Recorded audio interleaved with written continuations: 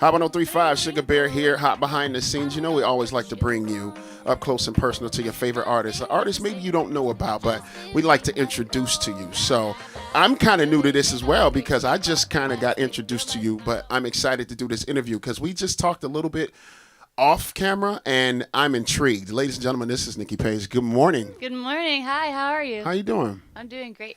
You look great. You're shining. You're happy. I love your spirit. You come in with a great spirit. Yeah, I like being happy. That's a great thing. Okay, so we got to find out who is Nikki Paige. You've been in the game for a long time, writing a lot of songs, so now I don't want to talk for you, but tell the people out there who you are.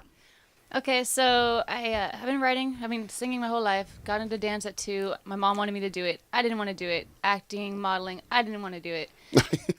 No, I was like, I'm a singer. I want to sing. Let me sing. And Sing.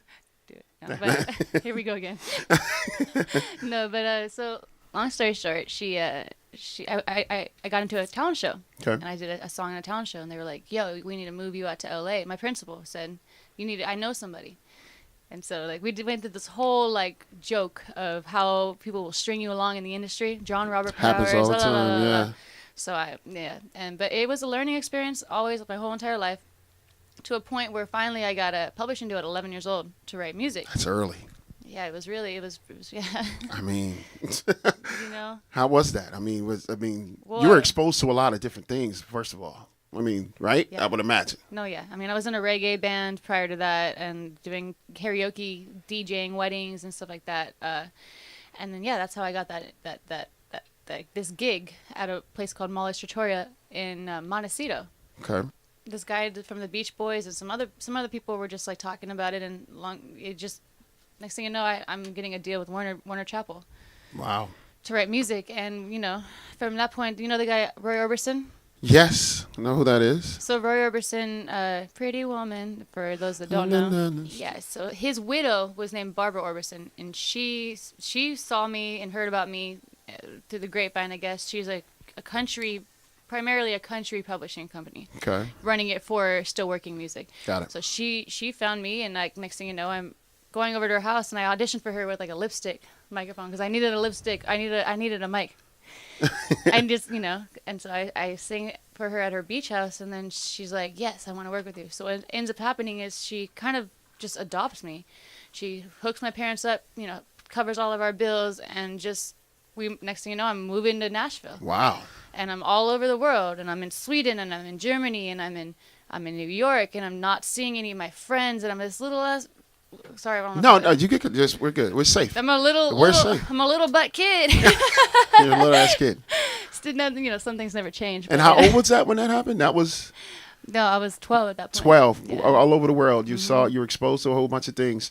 Yeah. Okay, so, and you were writing songs, right? I was writing songs, but none of them were really being cut, and I feel like I just didn't really have anything to write about. People were just always looking at me more of as an artist. Okay. And they liked my melodies and they liked my stuff, but it's just the things I was writing for other people have been good things for me to write, but I didn't get it yet. So you writing, at that young age, when did it cross when I guess it clicked in that, what, I have a little bit of life experience now, my writing kind of turns into something a little different, because when you're writing at 12, it is.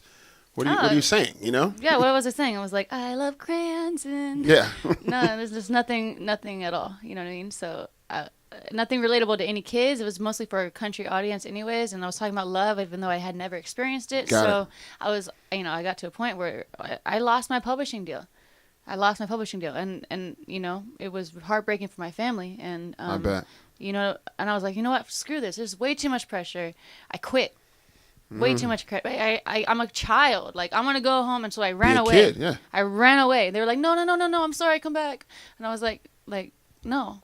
So I ended up meeting some guys and some friends, and going back to the 2 friends that I did have, and they were already into the wrong party scenes. And I love my friends. Don't get me wrong. All my friends, we all know that we were in the wrong party scenes. Okay. Because we were doing way too much. Especially for at a young age. Especially for our age. But we all got to go through that. It's just that I ended up branching off from them and then meeting and running into more bad people who were doing more bad things.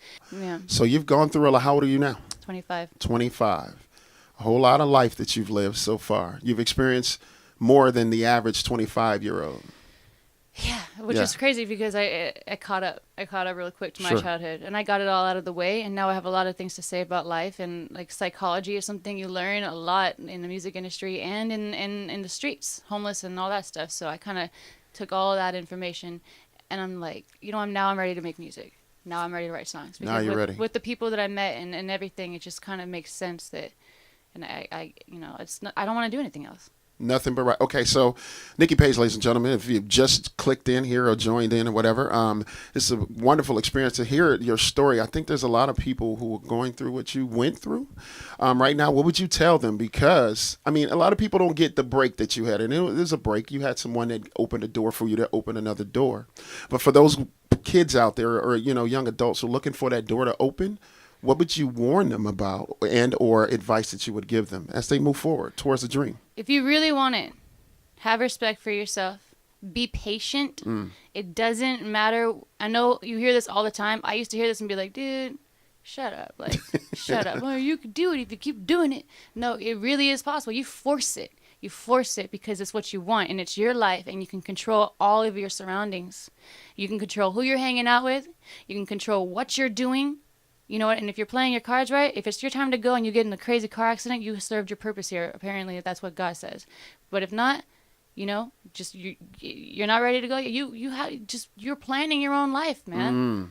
You really are. It's already set. So it's like a goosebumps like book, I love that. It sounds like you have a spiritual grounding. I want to ask you how much of that your spirituality plays into like your life experience, your writing, and everything that you do. It doesn't really play too much in. I mean, this is like just being straight up honest. Like Sure. it never really does play into my music anymore. I have songs that I talk about it. I have a song called "Signs" out.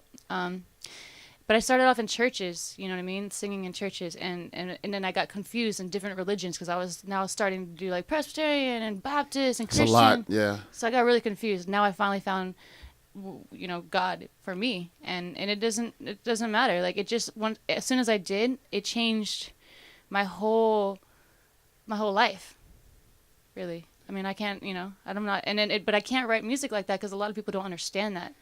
They don't understand it, and it's like cheesy to them. So whatever, but it did really change my life. It did change your life. Okay, and so it's a part of your soul in a lot of ways, for sure. It's a part of who you are, is Nikki. Yes. Yeah, and you can't like be a bad person Sure. or a good person and try to go touch good people. You almost have to be a bad person and like have their understandings, like understand them and like them, and be a good inspiration for them to be a good person. That's kind of what I'm trying to do. Man, I bet you didn't know that you were going to get like these gems dropped on you today. That's that's amazing stuff for a lot of people who are watching this right now. Okay, so here we are. Let's fast forward now. You're working, writing. What are you working on? What are you doing? What's the project? What's happening? I'm releasing an EP. Basically, it's just a little bit of my life story, a little bit of some other people's life stories, Okay. just experience, and it's really lyric based. But it's How important are lyrics to you? They're everything to me. They're really everything to me. I mean, I know rhythms are really important to make music, and that's what makes music. This is a trade secret. When you have a good rhythm, it doesn't matter what note you're putting to it, especially if it's a unique rhythm. Okay, Unique but rhythm. I was Remember just that. working on. Yeah, no, I promise you. Like I was ready to go. I wasn't. I was ready to go. I was jumping in. No life jacket. I was No, jumping in. but that's rhythms are everything. However, lyrics sometimes are just like today people don't really care about words. It's just a couple So lines. true. Yeah. But for me, they still mean something. So I have this EP is a little bit kind of half in between rhythms and but they're slow rhythms that you gotta pay attention. That's good stuff. All right, when is the EP dropping? When can we expect it? I'm kind of one of those people like this is really just super fortunate and really a blessing. So I am working really hard, but I haven't really planned out yet. It's just happening faster than I can keep up with. Got it. So the EP is coming. It's almost done. It's like 99% done, but there's no release date. I will say though, if you follow me, I'm Nikki Paige in a Rage, NIKKIPAIGE Nice. in a Rage. In a Rage. It's important. Yeah, if you follow me, you'll see, and you'll find out. You'll find out, and those are the people that I want to talk to.